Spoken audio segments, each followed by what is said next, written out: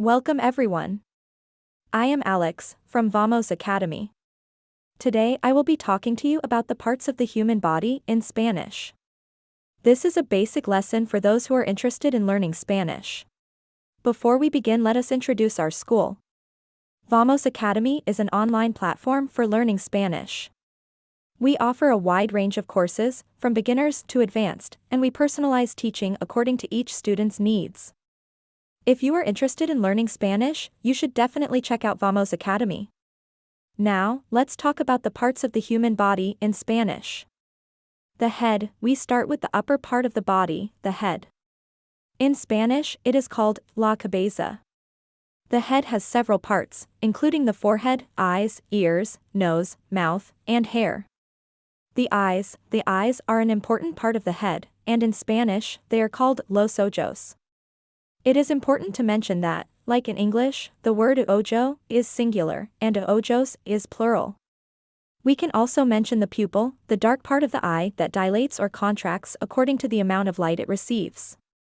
The ears are another important part of the head. In Spanish, they are called las orejas. It is important to mention that the ears also have several parts, including the lobe, pinna, and ear canal. The nose is the part of the body we use to breathe and smell. In Spanish, it is called la nariz. It is important to mention that the nose also has several parts, including the nostrils and nasal septum.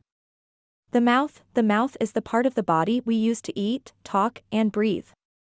In Spanish, it is called la boca. We can also mention the lips, teeth, and tongue as important parts of the mouth.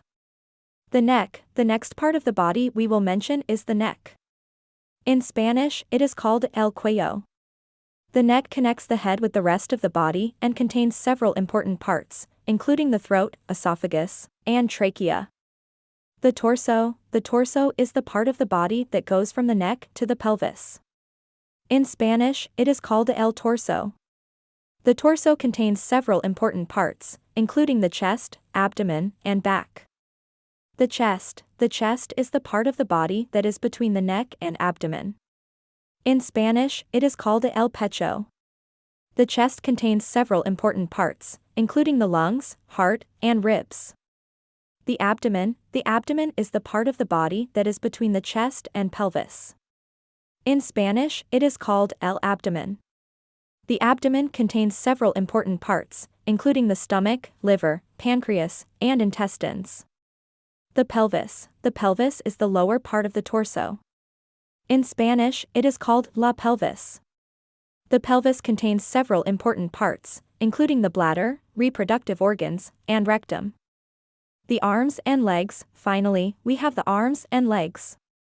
In Spanish, the arms are called los brazos, and the legs are called las piernas. It is important to mention that the arms and legs also have several parts, including the shoulders, elbows, wrists, hips, knees, and ankles. Learning the parts of the human body in Spanish is a great way to expand your vocabulary and improve your communication skills. It can also be helpful if you work in the healthcare or medical industry, or if you plan on traveling to a Spanish-speaking country where you may need to describe any health issues you have. But learning a new language can be challenging, so here are some tips to help you get started. 1. Practice regularly. Consistency is key when it comes to language learning. Try to set aside a specific time each day or week to practice Spanish and stick to it. 2. Immerse yourself in the language. Surround yourself with Spanish as much as possible. Listen to Spanish music, watch Spanish movies or TV shows, and try to speak Spanish as often as you can. 3. Find a language partner. Having someone to practice with can be very helpful. Find a language partner who speaks Spanish fluently and practice speaking with them regularly. 4. Use language learning resources. There are many resources available to help you learn Spanish, including textbooks, online courses, and language learning apps. Find the ones that work best for you and use them regularly. 5. Be patient and persistent. Learning a new language takes time and effort, so be patient with yourself and don't give up. Keep practicing and you will see improvement over time. In conclusion, learning the parts of the human body in Spanish is a great way to expand your language skills and improve your communication abilities. Whether you are interested in healthcare, traveling, or simply want to learn a new language, learning Spanish can be a rewarding experience.